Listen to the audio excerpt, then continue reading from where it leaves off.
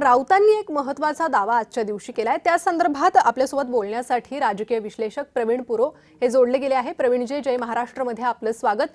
संजय राऊत एक मोठा दावा करताय, त्या दाव्यावर तुमचं काय म्हणणं आहे? राऊतांच्या दाव्यामध्ये तथ्य जरूर आहेत। जर देवेंद्र फडणवीस हे केंद्रामध्ये अगदी अर्थमंत्री किंवा इतर कुठल्याही मंत्रालयात किंवा अगदी देशाची जबाबदारी जर त्यांच्याकडे आली तर महाराष्ट्रात कोण असा स्वाभाविक प्रश्न प्रत्येकाच्या मनामध्ये आहे। आणि महाराष्ट्रामध्ये भारतीय जनता पक्षाची कमान जी आहे ती सतत चालू राहिली पाहिजे, तिला मजबूती आली पाहिजे। यासाठी भारतीय जनता पक्ष कुठल्याही परिस्थितीमध्ये इथलं मुख्यमंत्री पद हे आपल्या पक्षाच्या व्यतिरिक्त कोणाला देणार नाही, हे स्पष्ट दिसतंय आणि स्पष्ट आहे। याकरताच मध्यंतरी शिवसेना, एकनाथ शिंदे यांची शिवसेना पूर्णांशी भारतीय जनता पक्षामध्ये विलीन करावी, मग मुख्यमंत्री पदाचं बोलावं, असं केंद्रातल्या भारतीय जनता पक्षाच्या नेत्यांनी एक इंडिकेशन दिले होते। आजपर्यंत ते झाले नाहीत। या परिस्थितीमध्ये जर देवेंद्र भाऊ जर तिकडे दिल्लीमध्ये गेले तर मग एकनाथ शिंदेना जर क्लेम करायचं असेल तर विलीनीकरण प्रथम नंतर क्लेम। जर तसं होणार नसेल तर भारतीय जनता पक्षाचाच नेता म्हणून आणि देवेंद्र फडणवीस यांचा विश्वासू सहकारी म्हणून, ज्यांनी देवेंद्र फडणवीस यांच्या यापूर्वीच्या मंत्रिमंडळामध्ये ऊर्जा मंत्री म्हणून आणि आता महसूल मंत्री म्हणून जे काम केलंय ते उत्तम आणि चांगलं केलंय आणि ते विश्वासाने केलेलं आहे।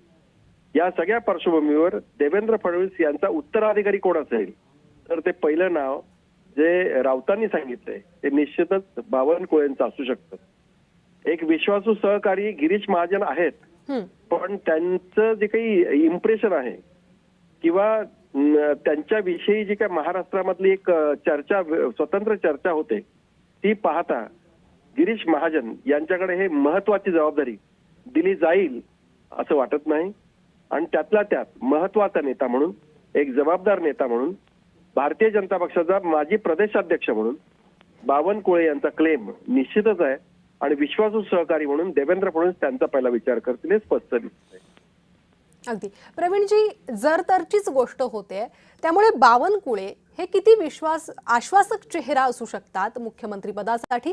आणि बरं, जर तसं झालंच तर शिवसेनेकडून याला मोठा विरोध होऊ शकतो। देवेंद्र फडणवीस यांना तोंड देणं आणि इतर कुठल्या नेत्याला तोंड देणं त्याच्यामध्ये स्वाभाविकच फरक आहे।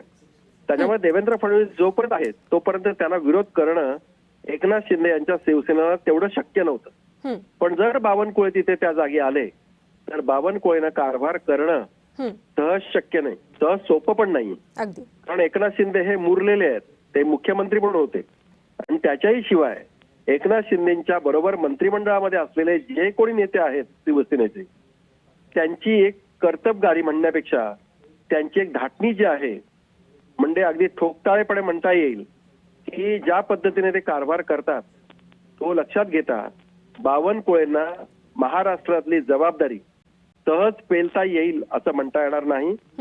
कारण एकनाथ शिंदे आणि त्यांचे सहकारी त्यांना कारभार करताना खूपच त्रासदायक ठरतील, खूपच अडचणी निर्माण करतील हे स्पष्ट दिसतंय। अगदी प्रवीणजी, त्यामुळे आता या काय घडामोडी घडतात आणि राऊतांनी जो दावा केलाय खरंच तसं होतं का आणि झालं तर काय, या संदर्भातील ह्या गोष्टी चालूच असतील, चर्चांना उधाण येणारच आहे। मात्र झाल्यावर काय चित्र उभं होतं त्याकडे लक्ष लागलेलं आहे। धन्यवाद या सविस्तर प्रतिक्रियेसाठी।